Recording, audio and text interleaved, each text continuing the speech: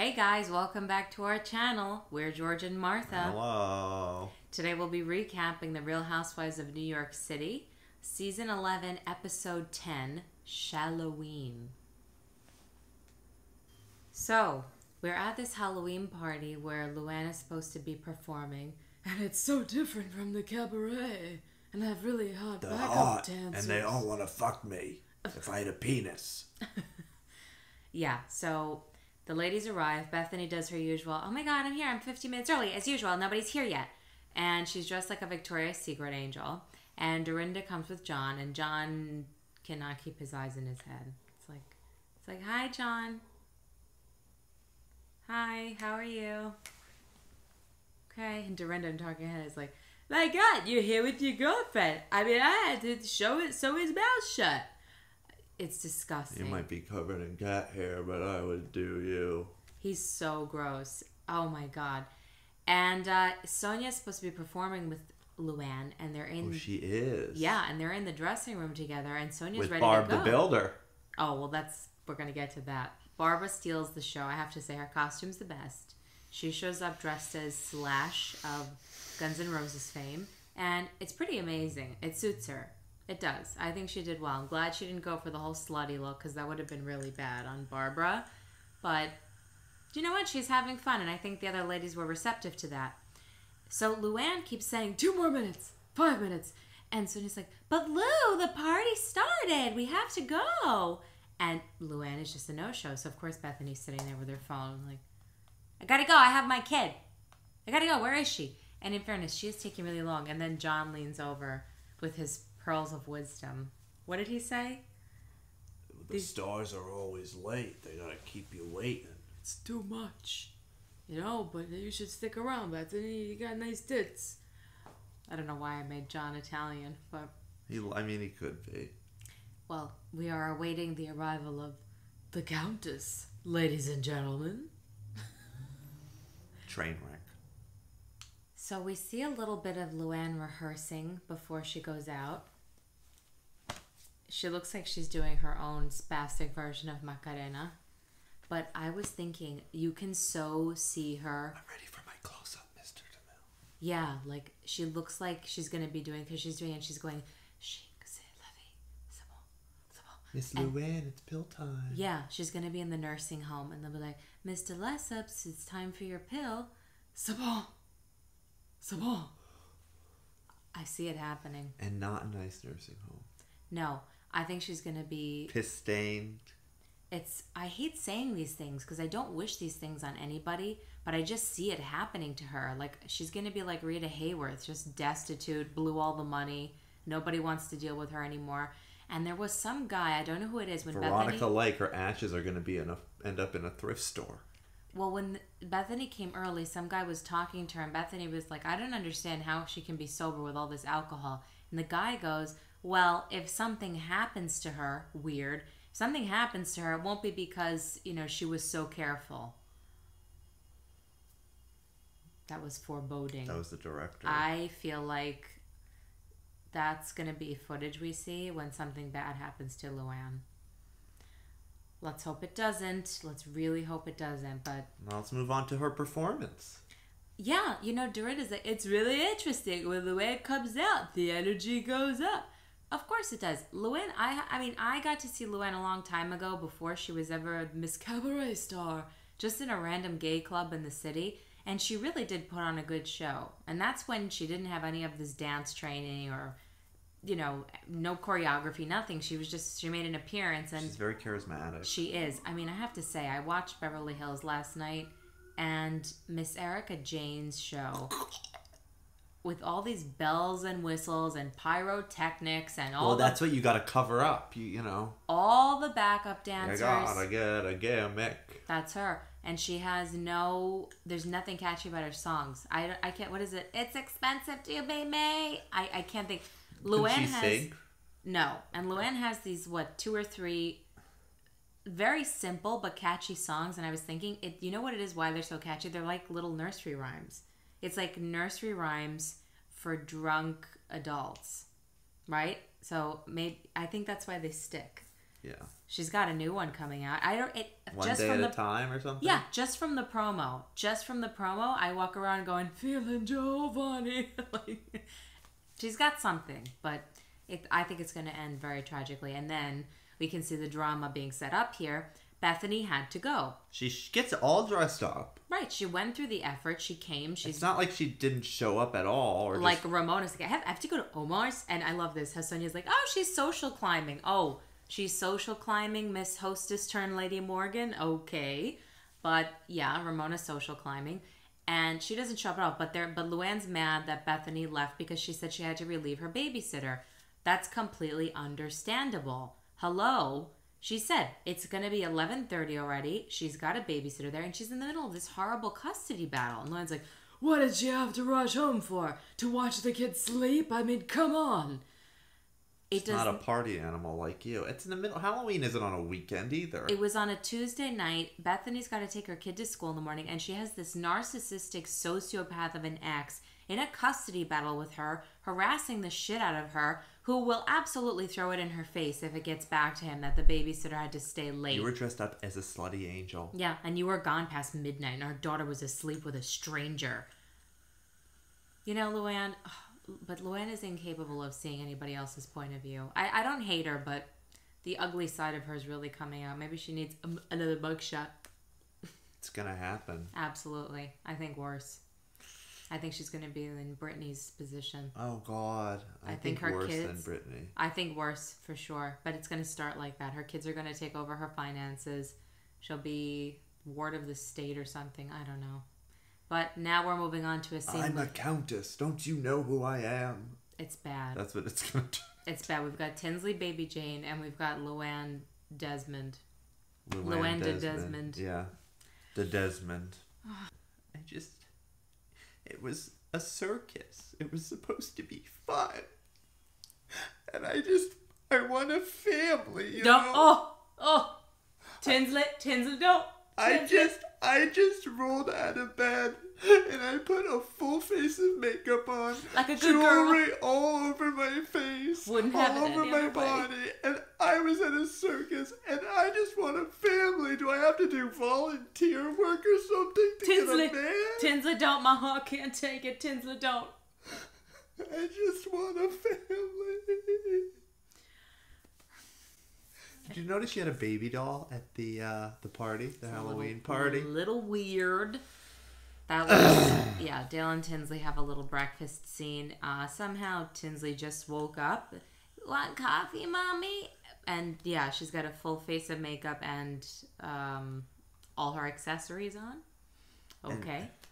Did you notice Dale's tongue comes out when she's speaking? She's like, Tinsley. I can't even do it.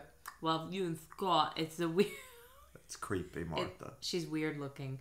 I think Dale had her face pulled back a little too much. I think it's one of those people that I pulled back so many times that like she can't even put her tongue away. Everybody's so tired. She's like, well, Tinsley. I know. So we are introduced to a very brave young woman named Bridie, which is a common Irish name, Ramona.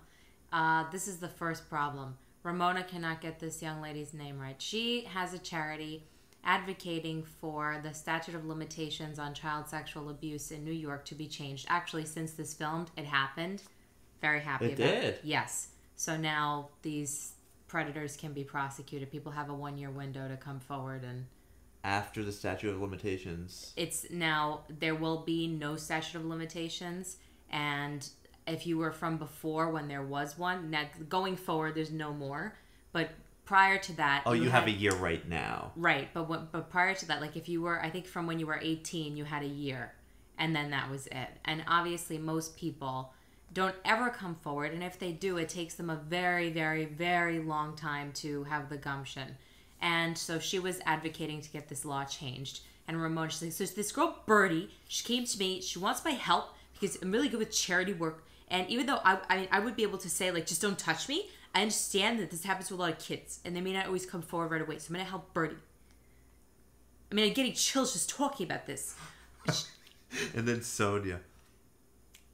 Oh, my God. They are the worst people for poor Bridie. I do kids. yeah, Sonia tries to explain, it's good that you came to us because, I do kids too. Sonia, do you hear the words that are coming out of your mouth? No. And I love Sonia and all of her craziness, not when it comes to this. I really find their behavior to be absolutely despicable. Are you kidding me? I can't even say what I'm about to say. I can't. It's just like I was picturing them like if Marlo Thomas went to them wanting to do work for St. Jude's. Can you imagine how they would behave? Oh my God. So, I would never let a kid have cancer, but if it happens, I would definitely help Marlo Thomas to have the charity. So she's that girl. Yeah, she was that girl. I mean, I grew up, I love Marlo Thomas and Free to Be You and Me and all of that. I used to do my geometry to that, but I think she does great work, even though Avery would never get cancer because I'm a good mom and I get chills talking about it. And Marlo would just be like, poor Bridie, like, oh, what have I done? I don't think this is going to go well, but we'll see. Hey, John. So what do you think of my new apartment? Oh, I love you and your luscious melons. Oh. Okay, well, John, I've gotten very independent. Oh, I know. That means we gotta start a family Oh, or no. something. John, no, you're my mommy. Nope. Oh. Nope, John, nope. Oh. You know what? Actually, I've decided my vagina's closed down for business, and I don't even want a plant in my house. Oh.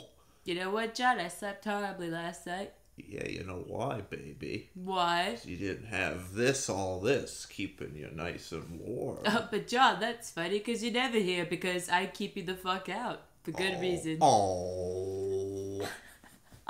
Well, that's essentially what just happened. And there's not much more to say except John is disgusting and good for you, Dorinda, girl power. I love your independence. So we're at this dinner with the ladies, and Luann is not there. But Bethany is telling them how she got this passive-aggressive text from Luann saying, I heard your costume was over the top.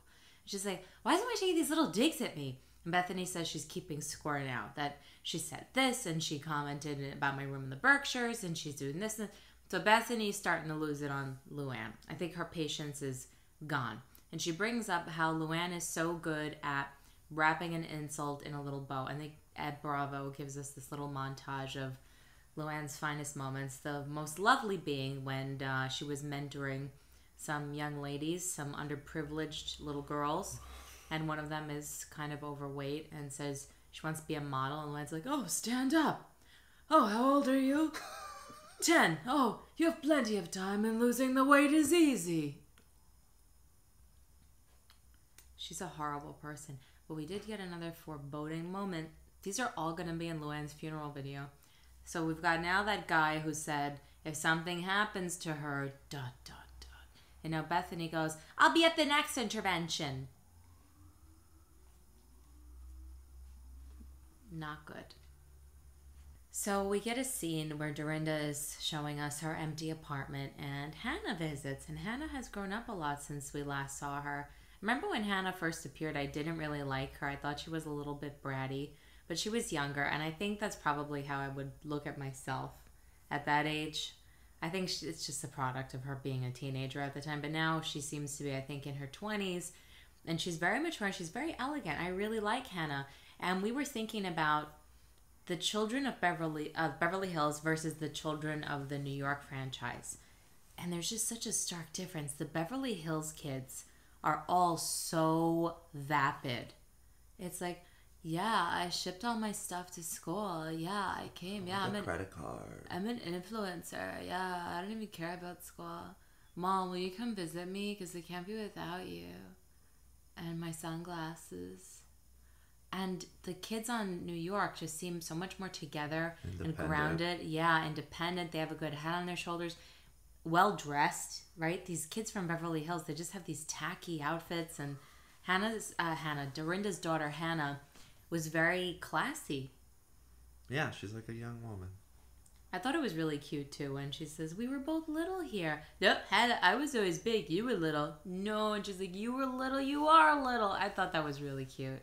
Reminded me of me and my mom. Hi, Mom. Okay, so we're at the event for Birdie. That I planned. I'm so glad. Well, she did a great job. I'm so glad I spearheaded this. It's so great. Wow.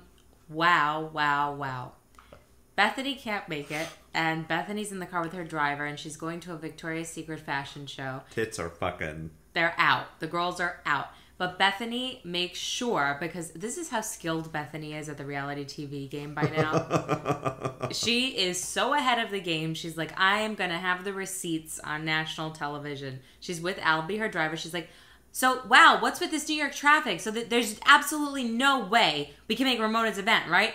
No way. Like, in your professional opinion, you're a driver. You drive in New York City all the time, so you can, like, properly estimate your professional opinion. There's absolutely no possible way, and this is not my decision, it's your decision. We can't make both events, right?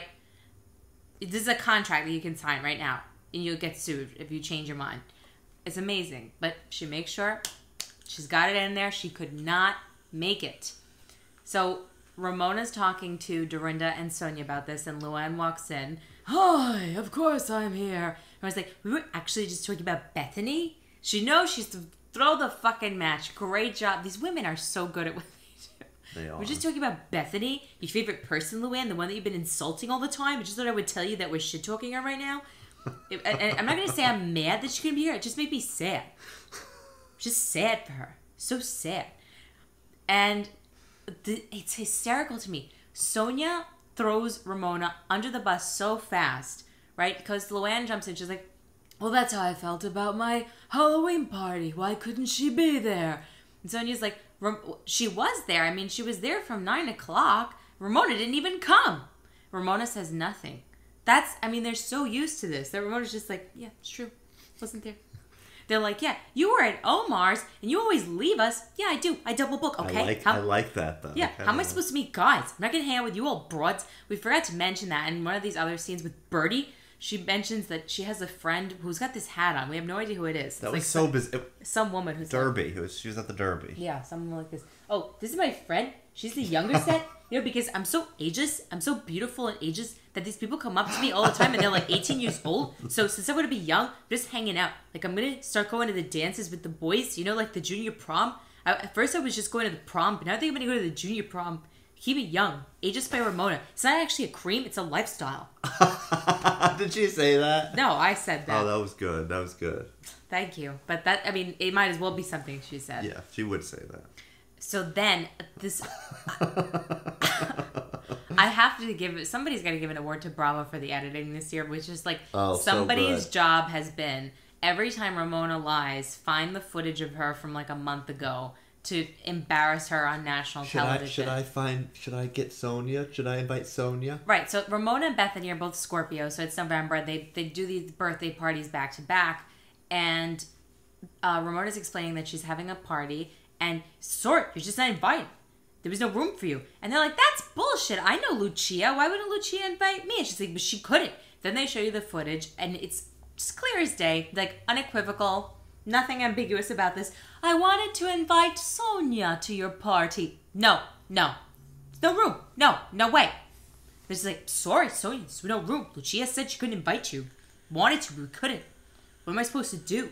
But you could be a good friend to me when we go upstate to Luann's house next week. You could throw me a party as my good friends. And she's like, oh, Sonia was so good. That was great. And Sonia's like, I cannot believe the balls of Miss Singer. You don't have to tell me to throw a party for you, Ramona, because I'm not.